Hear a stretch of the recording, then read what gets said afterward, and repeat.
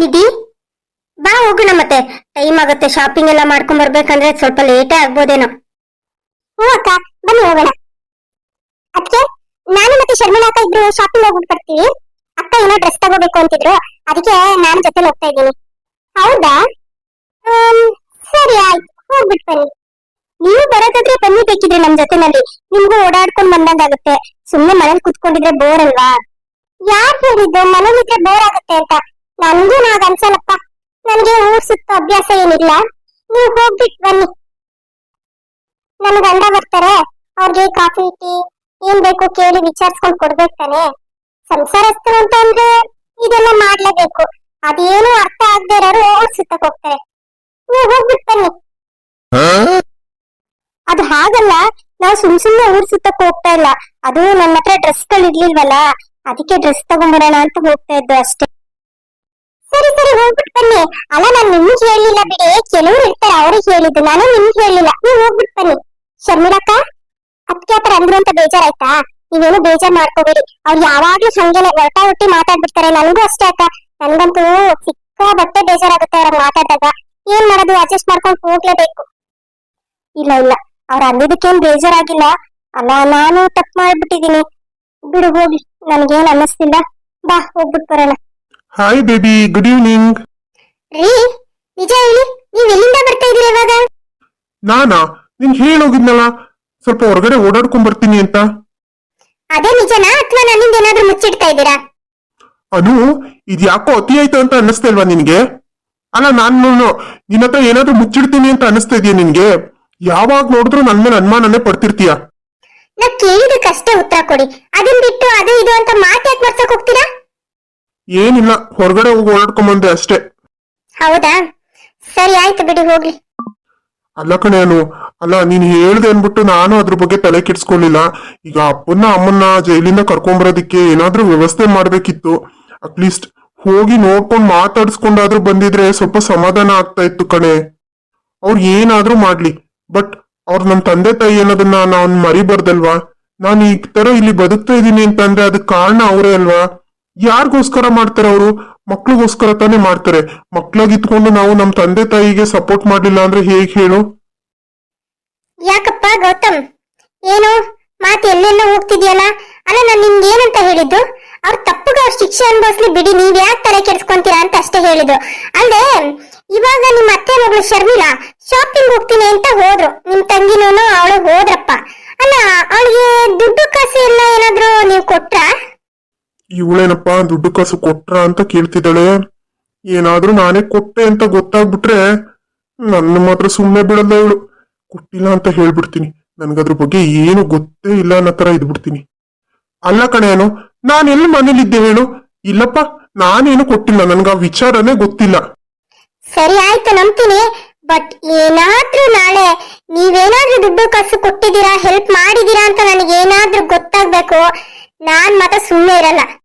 ಸರಿ ಸರಿ, ಹೊರಗಡೆಯಿಂದ ಬಂದಿದ್ದೀನಿ, ಒಂದ್ ಲೋಟ ಕಾಫಿ ಟೀ ಏನಾದ್ರೂ ಕೊಡೋದ್ಬಿಟ್ಟು ಯಾವ ತರ ಎನ್ಕ್ವೈರಿ ಮಾಡ್ತಾ ಕೂತಿದೀಯ ನೋಡು.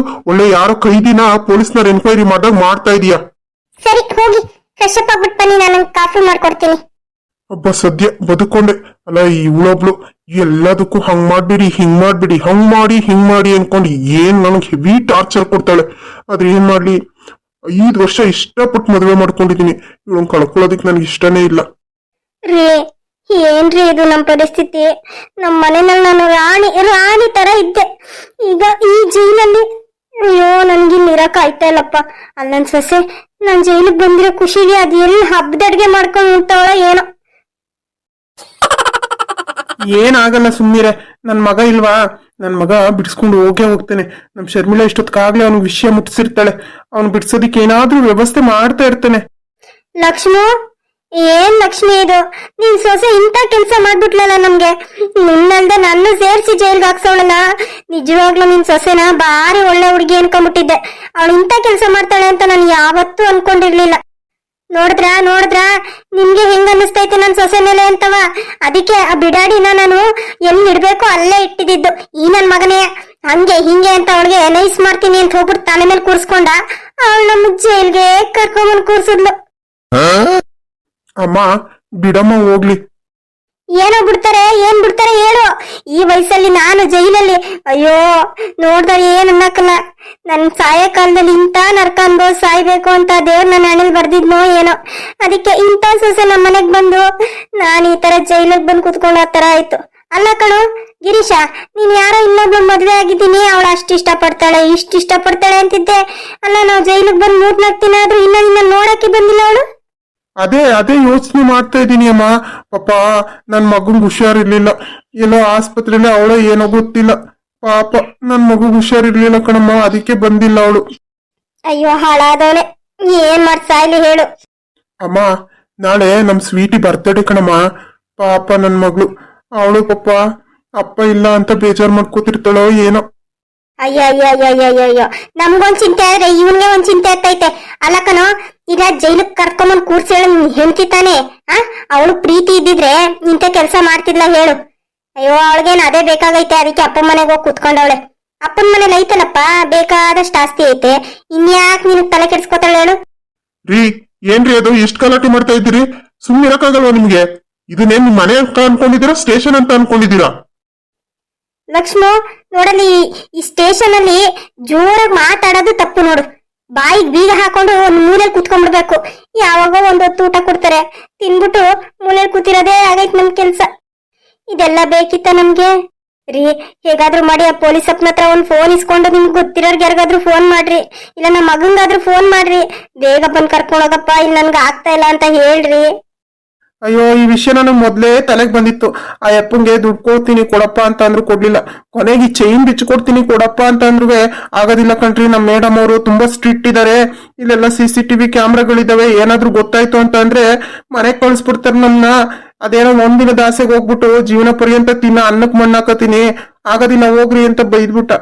ಹೌದಾ, ಮತ್ತೆ ಏನ್ರಿ ಮಾಡೋದು ಈಗ? ಏನು ಮಾಡಕ್ಕಾಗೋದಿಲ್ಲ, ನಮ್ ಮಗ ಇಲ್ಲಿಗೆ ಬರೋವರ್ಗು ನಾವು ಕಾಯ್ಲೇಬೇಕು. ಮಗ್ನೆ ಗಿರೀಶ, ಅಲ್ಲ ಕಣೋ, ಈಗ ದೀಪ್ತಿಗೆ ಫೋನ್ ಮಾಡ್ಬಿಟ್ಟು ಹೆಂಗೋ ನಿನ್ ಮಗಳು ಬರ್ತಡೇ ಅಂತ ಹೇಳ್ತಾ ಇದೆಯಲ್ಲ, ಮಗಿನ ಜೊತೆ ಮಾತಾಡೋ ನೆವ ಮಾಡ್ಕೊಂಡು ಹೆಂಗಾದ್ರೂ ಮಾಡಿ ನೈಸ್ ಮಾಡಿ ನಮ್ಮನ್ ಹೊರಗಡೆ ಕರ್ಕೊಂಡು ಹೋಗೋ ತರ ಮಾತಾಡು. ನನ್ಗಂತೂ ಇಲ್ಲಿ ಇರಕ್ಕೆ ಆಯ್ತಾ ಇಲ್ಲ. ಅದ್ ಹೆಂಗಮ್ಮ ಆಗುತ್ತೆ? ಅಷ್ಟೆಲ್ಲ ರಂಪರಾದಂತಾಗಿ ನಾನು ಇನ್ನೊಂದ್ ಮದ್ವೆ ಮಾಡ್ಕೊಂಡಿದ್ದೀನಿ ಅನ್ನೋದೆಲ್ಲ ಗೊತ್ತಾದ್ಮೇಲೆ ತಾನೇ ಅವಳು ನಮ್ಮನ್ ಜೈಲ್ಗೆ ಹಾಕಿದ್ದು. ಅಲ್ಲ ಬರೀ ಜಗಳ ಆಗಿದ್ರೆ ಏನೋ ಮಾತಾಡ್ಬೋದಿತ್ತು, ಆದ್ರೆ ನೀನ್ ಬೇಡಕ್ಕೆ ಬೇಡ ಅಂತ ನಾವು ತುಂಬಾ ಗಲಾಟೆ ಮಾಡ್ಬಿಟ್ಟು. ಇಲ್ಲ, ಅವಳು ಬಿಡಿಸಲ್ಲ ಬಿಡು, ಅದ್ರ ಆಸೆ ಇಟ್ಕೋಬೇಡ, ಬೇರೆ ಏನಾದ್ರೂ ವ್ಯವಸ್ಥೆ ಮಾಡ್ಕೋಬೇಕಷ್ಟೇ. ಅಲ್ಲ ಕಣೋ, ನಿನ್ ತಂಗಿ ಜೀವನನೂ ಹಾಳಾಗೋಯ್ತೈತೆ ಕಣೋ.